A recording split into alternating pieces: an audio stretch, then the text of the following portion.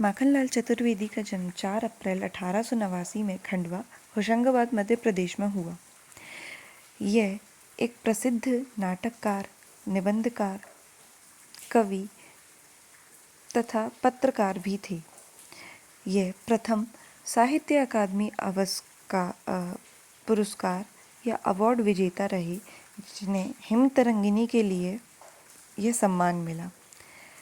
चौथा, 1963 में माखनलाल चतुर्वेदी जी को पद्म भूषण से भी सम्मानित किया गया। पाँचवा, 1905 में जबलपुर में प्राइमरी टीचर्स ट्रेनिंग में शिक्षा लेने के बाद वे अध्यापक बने। छठवां, अध्यापक के पद से त्यागपत्र देने के बाद वे पत्रकारिता के क्षेत्र में आए। छठवां, हिंदी के अलावा बांग्ला, गुजराती, अंग्रेजी तथा संस्कृत में भी वे उत्तीर्ण थे। आठवां, माखनलाल चतुर्वेदी की पहचान एक राष्ट्रवादी कवि के रूप में की जाती है। नौवां, 1921 में असहयोग आंदोलन का भाग रहने के कारण इन्हें 10 माह के कारावास दिया गया था। उस समय उन्हें बिलासपुर की जेल में कैद किया गया था, जहां उन्होंने 1922 में 18 फरवरी में इस कालजयी रचना का निर्माण किया। 30 जनवरी 1968 में 1968 में इनका निधन हो गया। प्रस्तुत कविता भारत के सबसे लोकप्रिय तथा प्रसिद्ध कविताओं में से एक है, जिसे प्रसिद्ध कवि माखनलाल चतुर्वेदी द्वारा रचा गया है। यह कविता देशभक्तों को समर्पित है तथा अपने अंदर एक गहरा संदेश छुपाए हुए है। कविता में शुरू की पंक्ति है, चांद ही में सुरबाला के गहनों में गूथा जाऊं। सुरबाला अर्थात अप्सरा। इसमें पुष्प की अभिलाषा का अर्थार्थ है एक पुष्प जो कि बहुत कोमल और बहुत सुकुमार समझा जाता है कि उसकी अभिलाषा क्या है, उसकी कामना क्या है, इस कविता में बताया गया है। पुष्प की कामना ये है कि वह नहीं चाहता कि सुरबाला अर्थात अप्सरा, जो कि अपने गहनों में गूथा जाऊं, मतलब जो अपने गहने के लिए, अपनी सुंदरता को बढ़ाने के लिए अपना श्रृंगार पुष्पों से करती है। पुष्प नहीं चाहता कि वे उसके गहने में गूथा जाए। गहनों में गूथे जाने से उसको सुंदरता तो मिलेगी, परंतु उसका जीवन सार्थक नहीं हो पाएगा। चाह नहीं प्रेमी माला में बिन प्यारी को ललचाऊं, मतलब विवाह अवसरों पर जिन मालाओं का उपयोग किया जाता है उन्हें प्रेमी माला कहा जाते हैं।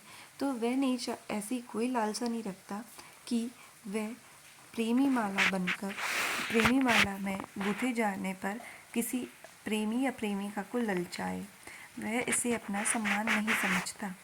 चाह नहीं सम्राटों के शव पर हरी डाला जाऊं, वैसी कोई इच्छा नहीं रखता कि वह बड़े बड़े सम्राटों के शव पर डाला जाए।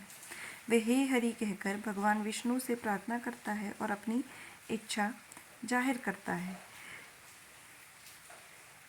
सम्राटों के शव पर डाले जाने से उसे सम्मान तो मिलेगा, परंतु उसका जीवन सार्थक नहीं हो पाएगा। चाह नहीं देवों के सिर पर चढ़ूं, भाग्य पर इठलाऊं, वे ईश्वर या देवों की प्रतिमाओं पर न चढ़े जाने की विनती प्रभु से ही करता है। वह अपने आप को अहंकार या गौरवान्वित नहीं समझना चाहता कि वे सबसे सर्वश्रेष्ठ है, इसलिए वे भगवानों के ऊपर चढ़ा है। मुझे तोड़ लेना वनमाली, उस पद पर देना तुम भीख। वे वनमाली अर्थात वह व्यक्ति होता है जो फूल पौधों की देखरेख करता है। उससे प्रार्थना करता है कि हे वनमाली, तुम मुझे तोड़ लेना, क्योंकि मैं खुद नहीं चल फिर नहीं सकता, मैं तुम पर पूर्णतः आश्रित हूँ, और मुझे तोड़कर तुम उस पथ पर, उस रास्ते पर फेंक देना जहाँ मातृभूमि पर शीश चढ़ाने जिस पथ पर जावे वीर अनेक, जिस पथ पर से हमारे देश के महान सैनिक अपने प्राण देश को समर्पित कर अपनी जान की बाजी लगाने इस देश की रक्षा करने जा रहे हैं। ताकि उनके पैरों में किसी भी प्रकार का कंकड़ पत्थर ना लगे और वे अपने कार्य में सफल हो जाएं और इस देश की रक्षा कर सकें। वे अपने आप को वीर सैनिकों के पैर से रौंदे जाने पर ज़्यादा सम्मानित समझता है, बजाय किसी सुरवाला के गहने पर जाने पर, किसी प्रेमी माला बनने पर, किसी सम्राट के शव पर चढ़ाने पर या भगवान के शीश पर चढ़ाने पर। जब एक छोटा सा सुकुमार कोमल पुष्प इतनी महान सोच, इतना दृढ़ संकल्प रख सकता है अपने देश के प्रति, तो मनुष्य का क्या कहना। कविता की काव्य विशेषता यह है कि कविता की भाषा बहुत ही सरल है ना, और सरल शब्दों में राष्ट्र प्रेम जैसी गंभीर भावना बड़े ही कलात्मक ढंग से अभिव्यक्त की गई है। कविता गेय है, वह गेयता बहुत आकर्षक और मधुर है। फूल का मानवीकरण करने से इस कविता का प्रभाव बढ़ गया है। यह एक प्रतीकात्मक कविता है। फूल को स्वतंत्रता प्रेमी भारतवासी के रूप में प्रतीक बनाया गया है। इस कविता में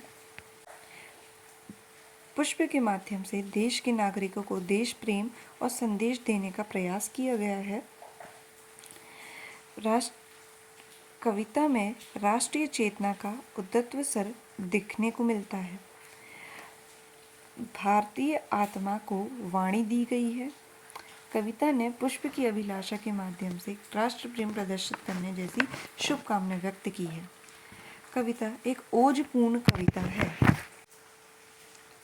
इसमें अगर आप देखें तो राष्ट्रीयवादी ओजपूर्ण कविता, देश प्रेम तथा भाषा। राष्ट्रीयवादी कविता कैसे है कि मूल स्वर राष्ट्रवादी है, जैसे त्याग, बलिदान, कर्तव्य की भावना एवं समर्पण का भाव है। ओजपूर्ण कविता का अर्थ होता है जो निराश हृदय में भी नवीन भावों का संचार कर दे। तो यह हमारे मनों में ओज, एक उत्साह भर देती है। देश प्रेम, चतुर्वेदी जी को भारतीय आत्मा के नाम से भी जाना जाता था। ये इनकी कविता में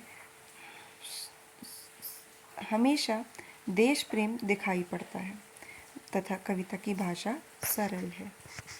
तो हमने 10 काव्य विशेषण की बात कर दी जो आप हर एक उत्तर में लिख सकते हैं। पहला राष्ट्रवादी, दूसरा ओजपूर्ण कविता, तीसरा देश प्रेम, चौथा भाषा, भाषा कैसी है, सरल है, और राष्ट्र प्रेम जैसी गंभीर भावना का सरल शब्दों में अभिव्यक्त किया गया है। ठीक है, 4 हो गए। अब 5वां प्रतीकात्मक कविता है। फूल को राष्ट्रवादी या फिर देश प्रेमी भारतवासी का प्रतीक बनाया गया है। ठीक है, 6वां कविता गेय है। गेयता बहुत आकर्षक और मधुर है। ठीक, फिर 7वां फूल का मानवीकरण किया गया है। 8वां फूल के माध्यम से देश के नागरिकों को देश प्रेम के संदेश देने का प्रयास किया गया है। 9वां बलिदान। 8 ही याद कर लो।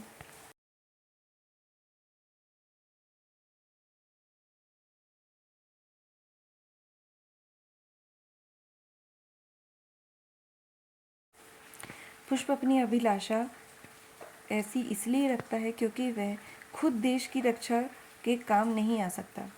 तो जो देश की रक्षा के लिए जीवन की बाजी लगाने अपने आप को देश के प्रति समर्पित करते हैं, वे उनके रास्ते में बिछकर उनके प्रति कृतज्ञता व्यक्त करना चाहता है और अपना जीवन सार्थक बनाना चाहता है और देश के काम आना चाहता है और देश पर समर्पित होना चाहता है, क्योंकि पुष्प का जीवन काल क्षणभंगुर होता है। तो वे अपने आप को गौरवान्वित सुंदरता ना प्रदान करते हुए अपने जीवन को सार्थकता प्रदान करना चाहता है।